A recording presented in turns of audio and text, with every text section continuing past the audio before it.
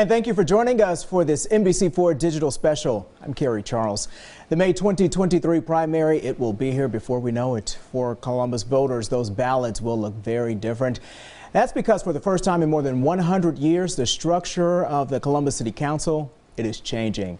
So go ahead and take a look at this map. We want to show you this. It shows the new council residential districts. Columbus, have you heard, will be divided into 9 districts. That means residents, you will have neighborhood representation. It also means the number of council members will jump from 7 to 9.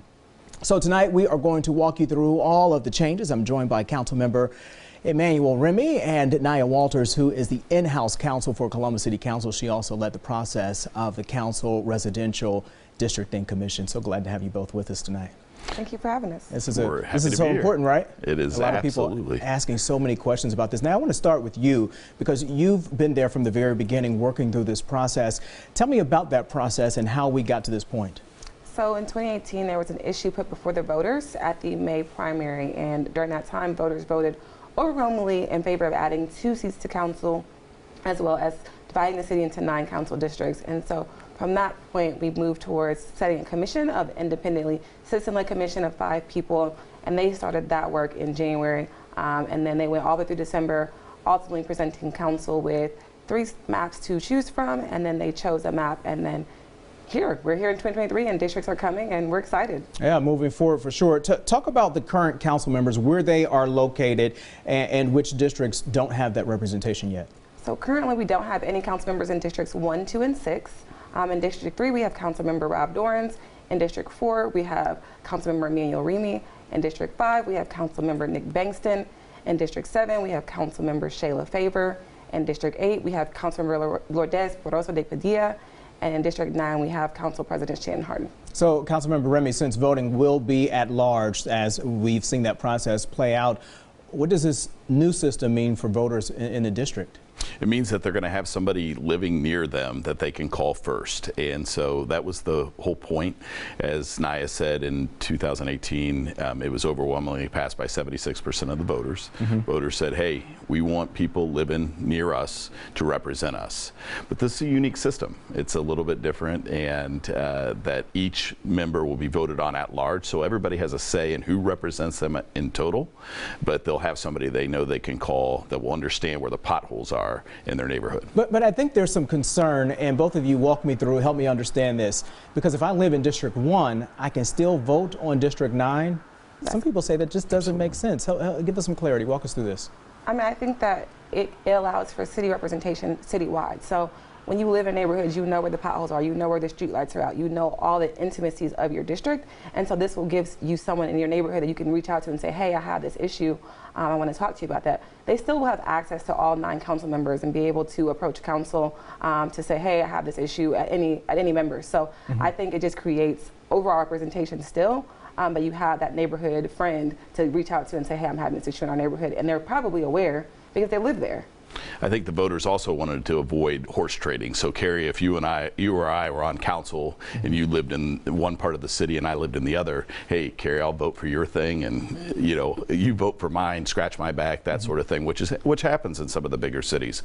We've had this at-large system in Columbus for over 100 years.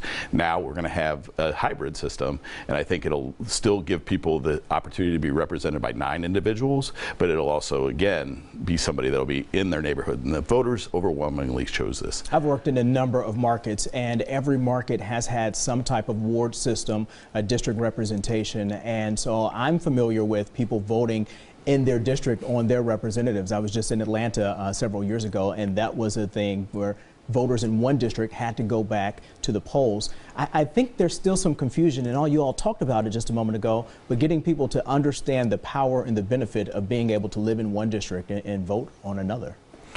Again, I think people having the opportunity to be represented by 9 individuals in those cities that you're talking about, many times they're either all district or there's some form of it. There's at-large and districts. This is unique. I mean, there's only a couple of other cities in the United States that has this type of representation that we're talking about here. But again, it does allow for you as an individual resident to have 9 people to call, but you know where to start, because you're going to have your district representative to start with. So this is part of the city's charter, right? Yes. City Council charter moving forward.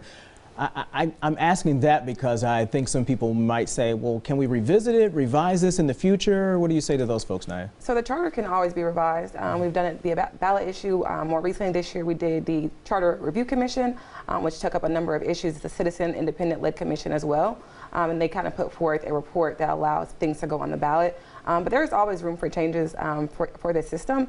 This system will happen every 10 years with the census data. So it'll be similar to the redistricting effort at the state in terms of it happens every 10 years in alignment with that.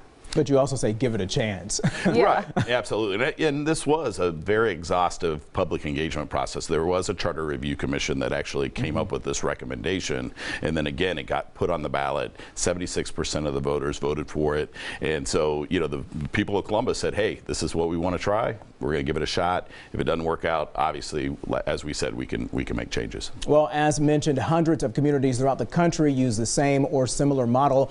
Some towns or cities refer to their districts as wards, maybe boroughs. Well, we wanted to know how much Columbus residents know about our new districts. We asked NBC4's Sierra Johnson to hit the streets. Changes are coming to the way Columbus residents are represented by members of City Council.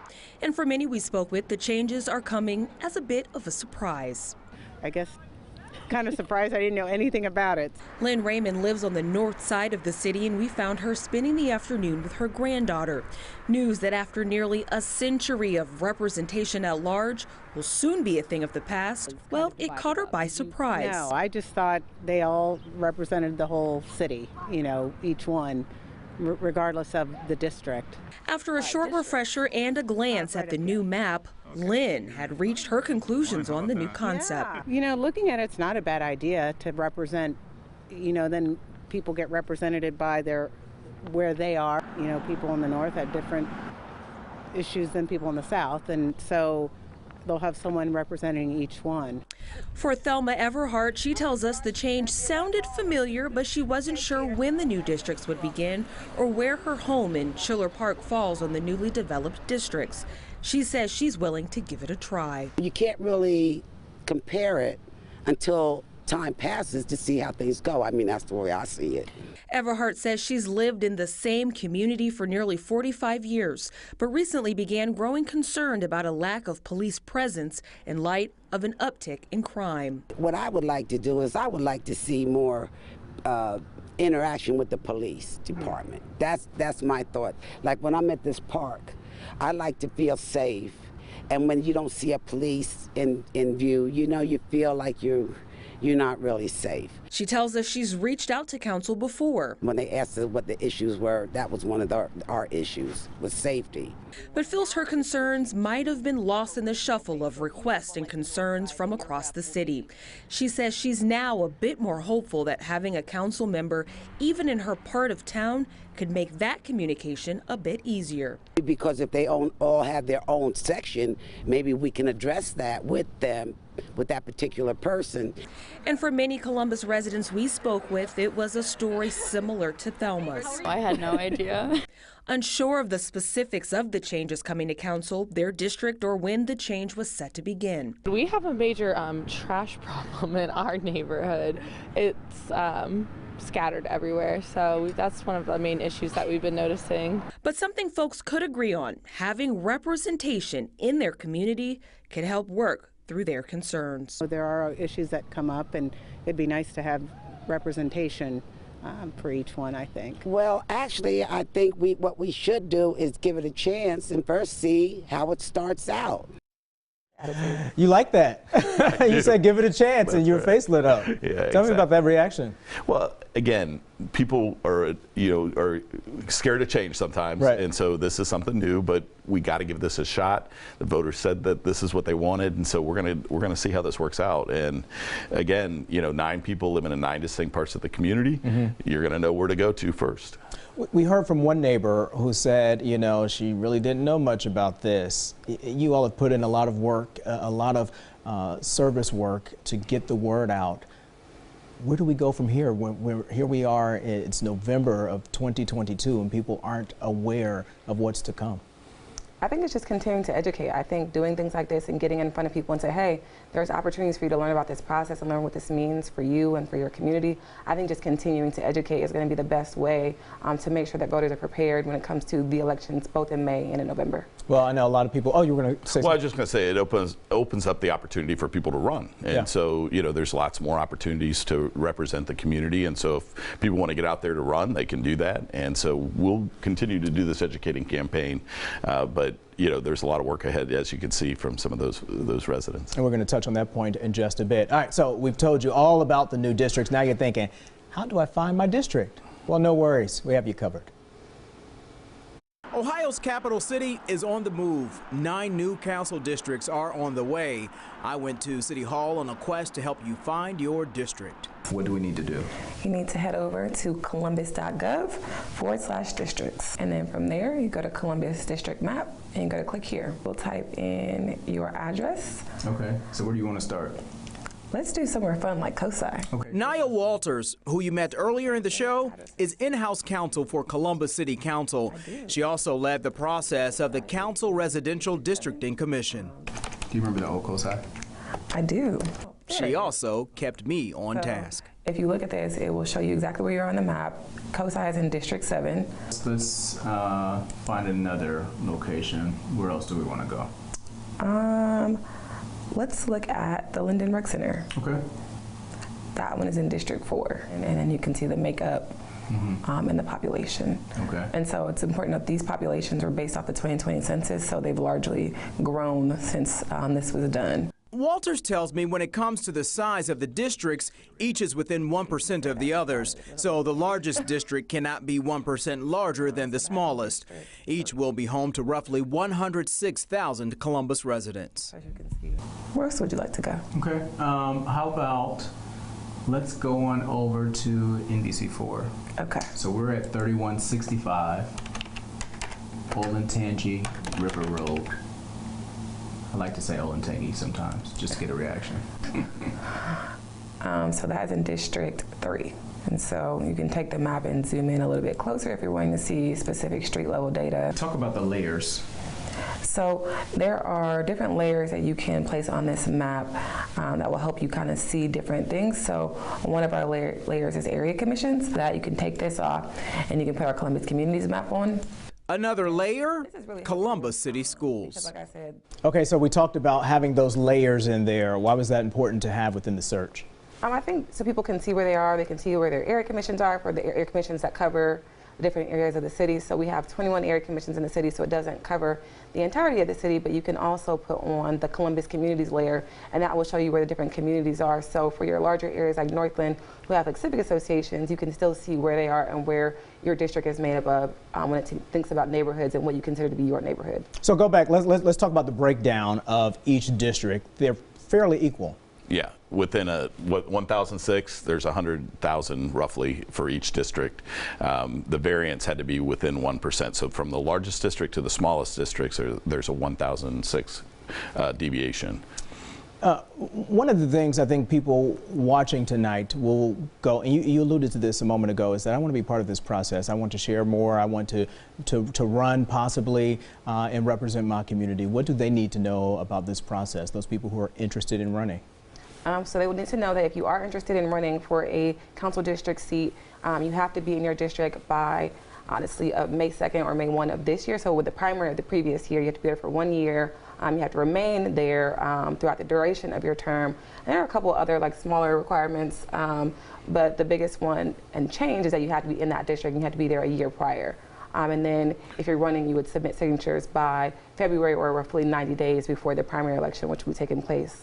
And so they must have 250 signatures? Yes, correct. 250 within the district. Within their district. So it'll be a little different than what it used to be, where you could kind of get signatures from all over the city. You would be required to get them from within the district, which makes things a little bit more different than it has been in the past, but I think definitely still very doable. Okay, so I'm going to put you in the hot seat here. Okay. Why would someone want this job, whether they're running for district or at large? Well, certainly Columbus is a very dynamic place today. It's exciting, the robust growth that we're seeing, and of course the exciting development that's occurring within the city of Columbus. So, you know, for me, it's the opportunity to represent, and of course there are challenges that you know we face on a day-to-day basis that you know growth causes, you know, gentrification, trying to avoid that, providing affordable housing for people to live where they work, and they you know they send their kids to school, and so it's an exciting role, in my opinion, to be able to do that and to be able to be part of this growth and shaping the future of Columbus. We asked for our viewers to submit questions. We heard from one of our viewers who got on, and we talked about this earlier, but it's that thing we need to keep hitting on. It's about the representation and people being able to vote for different districts, that is, districts where they don't reside. The question is, how is that fair representation? Well, certainly it's 9 different individuals that are going to represent you, and so you know I think it's expanding the level of representation, because today there's only 7. So you know, again, you're going to have 9 people that will advocate on your behalf. You can go and call each and every one of those offices about your particular issue and get them to move to correct the issue or to solve a problem. Another person who's watching, they said, why wasn't the existing system left alone? Well, I think that we wanted to create representation in every corner of the city. Currently, council members can live anywhere in the city, but it just has to be inside the city. And so this will create representation in every corner. So you will have somebody as far north as you can go, as far south as you can go, as far east and west as you can go. And I think that will create people who are kind of evenly split throughout the city, and so we get to hear different opinions from different people that we may not often hear, because it's like, you know what's happening in your neighborhood, but you don't have an intimate knowledge of what's happening in another neighborhood. So having someone there will allow that person to be able to respond and be like, oh, I noticed that too. Yeah, let's get that taken care of. And I think that helps. In theory, we could all live in the same neighborhood today. And so, you know, in the future, I know this city really well, but I definitely know where the potholes are in my neighborhood, where the street lights are out. And so I think bringing that type of intimacy to representation makes a lot of sense. So it looks like folks are interested in running, and while we just touched on it, I want to revisit it because one of the viewers watching tonight has asked, what are the qualifications for serving as a council member? Well, certainly getting the signatures, that's part one. But there's no requirement for college degree. There's nothing. You just have to be a resident, a registered voter within the city of Columbus, and of course, living within that district the year prior to the May 3rd primary, May 2nd, sorry, yeah. The May 2nd primary in 2023. So you have to have established residence, you know, in May of this year, wherever the district is that you run. But there's no other requirements other than getting that petition. Of course, being 18 years of age, and then filing the petition by the 1st of February. Final thoughts? I mean, I think that people should get excited about this. This offers you a different way to be represented. There is a lot to learn here, and so I encourage people to stay looking out for more educational materials from council, as we really want to make sure that voters are prepared to go to the polls both in May, and we're excited for this new system and what that means for residents and what it means for us at council, and just that expansion of the council family. Go to columbus.gov/districts for more information. Continue to watch for updates on there, because we're going to continue to push out this information, make sure that people are aware what they're voting on this next year. It's so important. We will continue the conversation. Thank you all so much for joining us tonight. It's been a pleasure. And with that, we thank you for joining us for this NBC4 Digital Special, a partnership with Columbus City Council. Stick with NBC4 for continuing coverage on the rollout of the new council districts. We will have new and previous stories about the new districts on NBC4i.com/Columbus Districts. Local for you, I'm Kerry Charles, NBC4.